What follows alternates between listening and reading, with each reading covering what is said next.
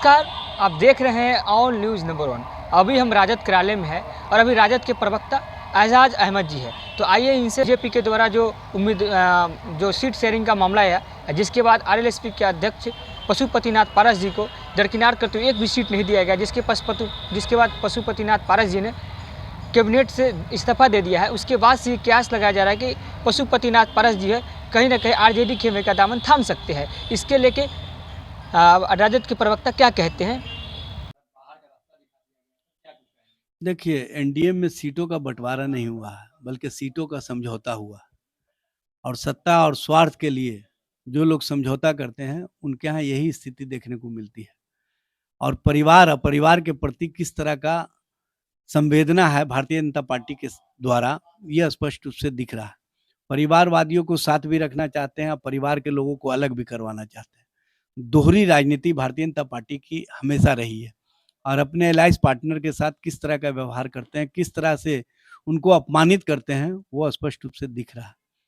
सबसे बड़ी बात यह है कि पशुपति पारस जी को दलित समाज का होने के कारण, दलित के बीच काम करने के कारण, दलितों के उत्थान के लिए अपनी बात रखने के कारण भारतीय जनता पार्टी ने उनको बाहर का रास्ता दिखाया और वैसे लोगों को अपने साथ रखने का काम किया है जो कहीं ना कहीं इनकी राजनीतिक स्वार्थ में इनको हमेशा मदद करते रहे।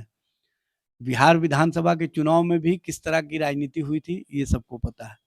तो भारतीय जनता पार्टी जिस तरह का राजनीति करती रही है उसी राजनीति का ये कुपरिणाम देखने को मिल रहा है। आगे और भी स्थिति भयावह होने जा रही है।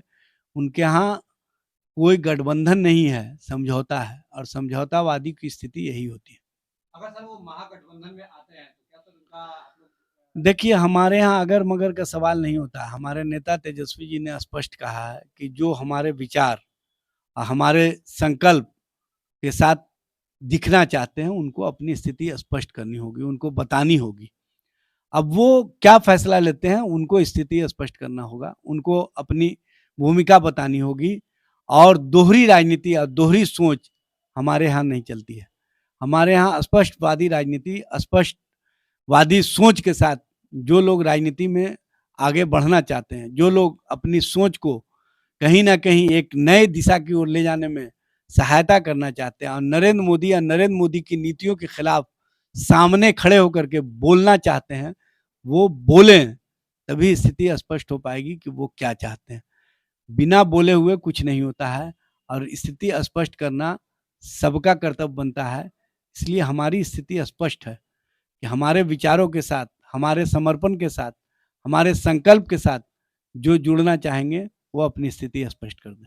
महागठबंधन में भी सीटों का बंटवारा नहीं होगा? सब कुछ तय है। देखिए, हमारे यहाँ सीटों का आंकड़ों पर नहीं चर्चा होता है, विचारों पर चर्चा होता है। हमारे यहाँ सम्मान भाव पर चर्चा होता है और हम सम्मान के साथ चुनाव मैदान में जाएंगे और जो मोदी के खिलाफ मुद्दों की राजनीति है उसको हम आगे बढ़ाएंगे और जनता के सवालों से जुड़कर, जनता के हितों के लिए और जनता के उम्मीदों के साथ हम सरकार बनाने जा रहे हैं। ये हमारा संकल्प है और इसी संकल्प के साथ सब लोग जुड़ रहे हैं और आगे बड़ी लड़ाई जो चुनाव में होने वाली है उसमें हम जीत हासिल करेंगे बेहतर तरीके से। चूंकि बिहार की जनता और देश की जनता का जो जन विश्वास है वो रोजगार वाले, नौकरी वाले लोगों के साथ है, मोहब्बत की राजनीति वाले के साथ है। नफरत और धर्म और भरम की राजनीति को लोग पसंद नहीं कर रहे। तो अभी जैसा कि आप सुन रहे थे एजाज जी को, इन्होंने क्या कुछ कहा आप लोग सुन ही रहे थे। बाकी इनका कहना है कि पशुपतिनाथ पारस जी का स्वागत है, अगर वो आते हैं तो आए, लेकिन यहाँ पे दोहरी राजनीतिक नहीं करना होगा। यहाँ पे जो है एक ही राजनीतिक करना होगा। जो आप देख रहे हैं ऑल न्यूज़ नंबर 1, मैं अर्पित कुमार पटना से।